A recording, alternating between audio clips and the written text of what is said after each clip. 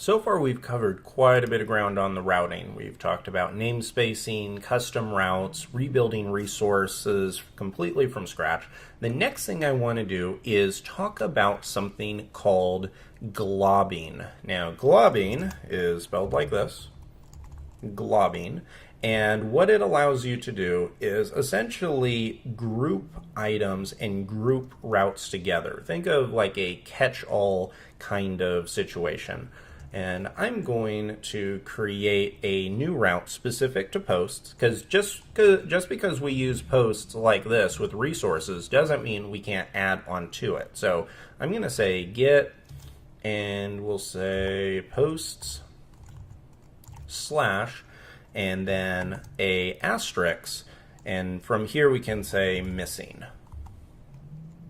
And this is the syntax for implementing globbing. And inside of this, we need to say where it's mapped to. So I'm going to say posts, and then a hash, create a method called missing. So the next thing we need to do is go inside of our post controller and add a new method here called missing. And then from this point, we can go into our post directory and create a new file. And here I'll say missing.html.erb. And what the goal of this is, and that probably helped to talk about what this goal is, the goal is to say anything after posts that does not hit these other items. So in other words, like say that you want to have a special feature in your application where you have people who could type in links and go to a bunch of custom links and that kind of thing. Post can be a catch-all for any of those, and so I think it'll help when I actually walk through exactly what this is going to do. And so I'm going to say h1 and say these are not the posts you were looking for. Hit save, and now what globbing is going to allow us to do is to catch all of these items. So I'm going to come up here, and now if I go to posts slash anything else, I can type gibberish on here, and as long as I started with posts, anything after that, so all of this is going to route to our globbed route. So anything that I type in is going to be caught inside of this missing item. Now, one thing to be careful with, actually two things I'll tell you about. First is that you have to be careful to not make this too broad. So right now we're catching posts, but technically if we got rid of posts, then we could be catching anything, and that might be a bad thing. So that's one thing to be careful with. Whenever you're using globs and you're trying to do a catch-all route, then you have to be aware that you will literally be catching all. Now, the other thing you have to be kind of cautious of is the positioning of this. Because if you put this, like let's pretend that our resources post had a few other items. So let's pretend that it has well, we don't have to pretend, we can create a new method here. And inside of posts, create a new file that says new.html.erb. And inside of this, say my new post. If I come to the browser and come to posts, new, everything here works.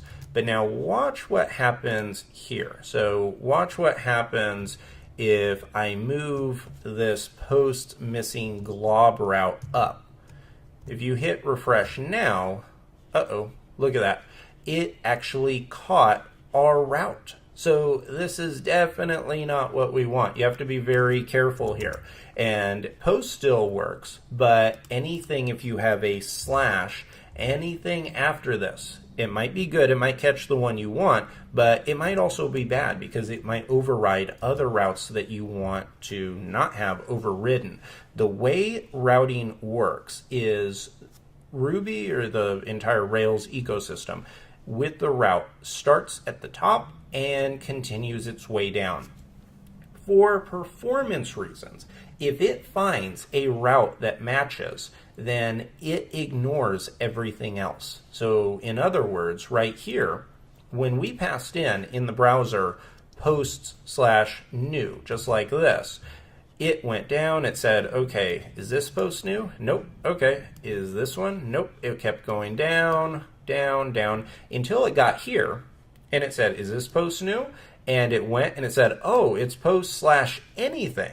Okay, post/new goes in. Post/new is included in anything. So it came here and then it completely ignored everything else. So whenever you're using custom routes, especially glob routes and catch-all ones, you have to be very careful because this is something that you could have some kind of weird behavior in. So that is globbing. Now the last thing we're going to talk about in this deep dive is one of my favorites, which is how to create a completely custom and dynamic route.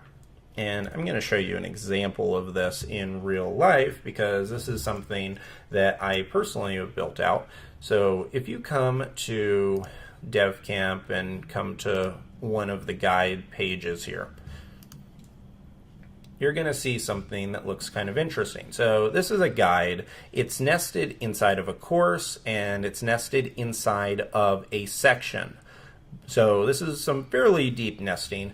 By default, the Rails routing system should have something that looks like this. It should have something that says something like courses / whatever the name is, and I'm using friendly routes here, so that's why it doesn't have IDs, it goes by name. So it should say something like courses, sections, with that in between, and then right here it should say guides. That is the definition of how it should work. However, I created a custom route so that it would actually just look for 3 dynamic items and then run a database query and bring this back. And so that's what I want to now walk through how you can implement that. So I'm going to create one final route here. It's going to be called query.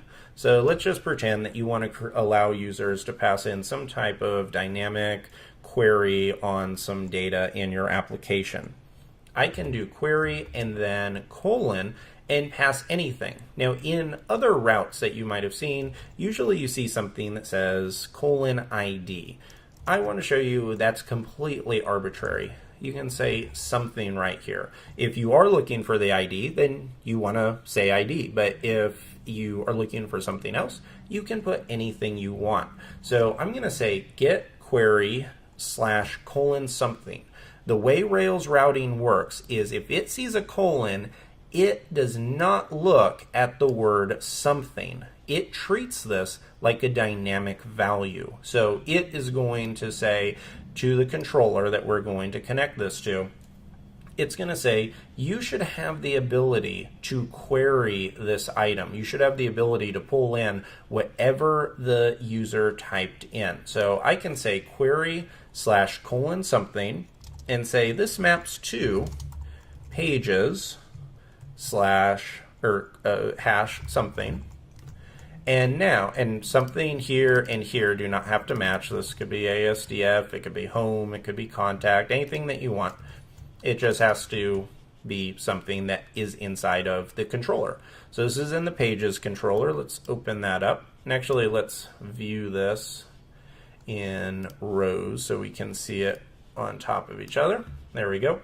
So now we have a pages controller, and I'm going to say def something and come up to the route. So what we have here is we should have the ability now to find whatever got typed into the route. So kind of like you saw on the DevCamp site where it had a title or a section name or something like that, we should have the ability to now grab this.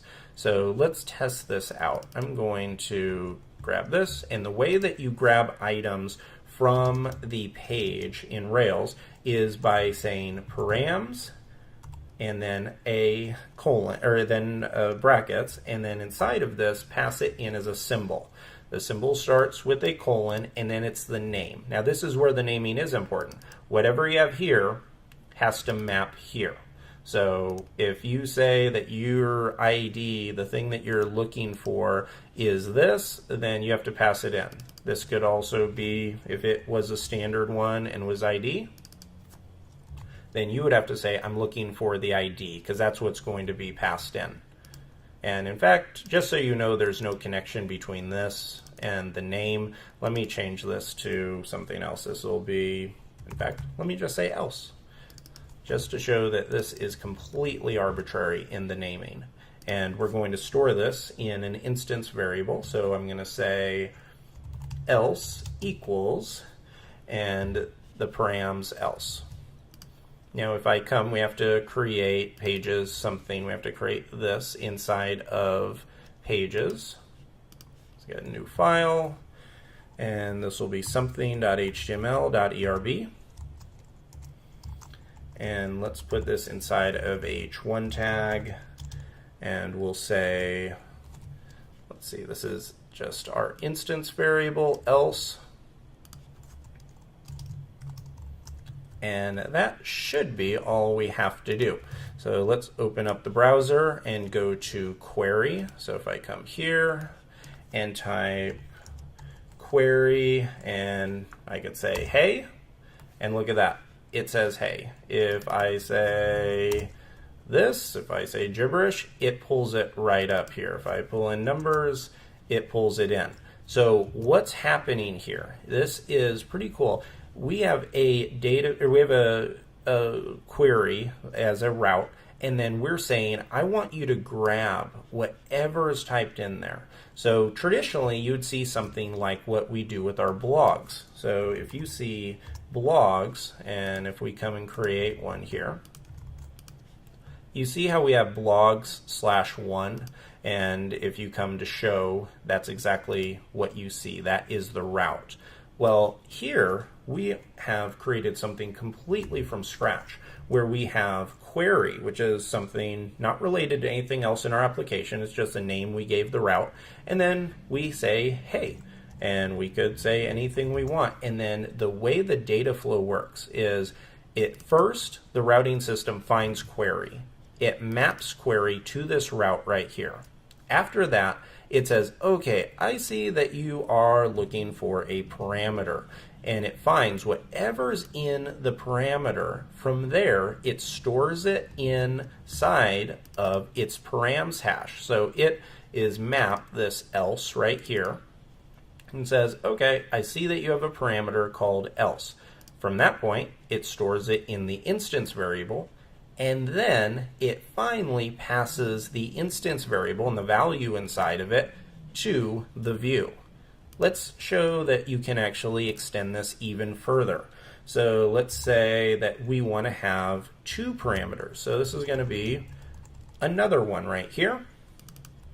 If I copy this, then we can create another instance variable. So this is going to be another one, equals params, brackets, another one. And now inside of this, let's just duplicate this and say another one. To review, the way this is going to work, this route is going to be picked up. It's going to, when it sees the data, it's going to look for any route that has the word query, followed by a slash, followed by something here, followed by another slash, followed by something right here. It's going to pass that data. It's going to save it in parameters that are named these two items, whatever name we give it. Then it's going to pass this to the something method, and we can grab it by saying params else or params another one, store those in variables, come here, and then we're good to go, and we can then use this however we want. Let's test this out. Now, one thing to note, this route no longer works. So if I hit refresh, we have an error. And if you wonder why, it's because the way we define this, it's now looking for two parameters. With only one, it won't work. If you want to have something kind of flexible and have the ability to have both, then you can always get rid of one. So you could do something like that. Hit refresh. this still works. But now we have the ability to pass in something like this, and look at that. We now have the ability to have a completely custom query type of route here where we can pass any kind of values. And that's exactly what I'm doing on the DevCamp side. If you want a real life example of when you would actually do this, right here you can see I'm just creating dynamic routes and passing in those items and then grabbing them and using my controller to run the database query, so I can bypass kind of the traditional way that Rails configures their routes.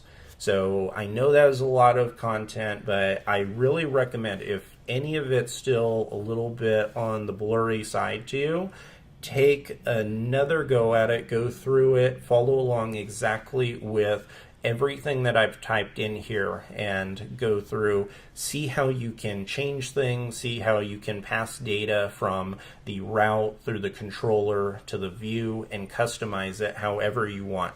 I can't stress enough how much it helped me when I was learning Rails to see the way that data flow worked and how you could manipulate the routing system to essentially do anything that your application needs to do from a data flow perspective. So great job if you go through that. Please let me know if you have any questions whatsoever, and I'll see you in the next section.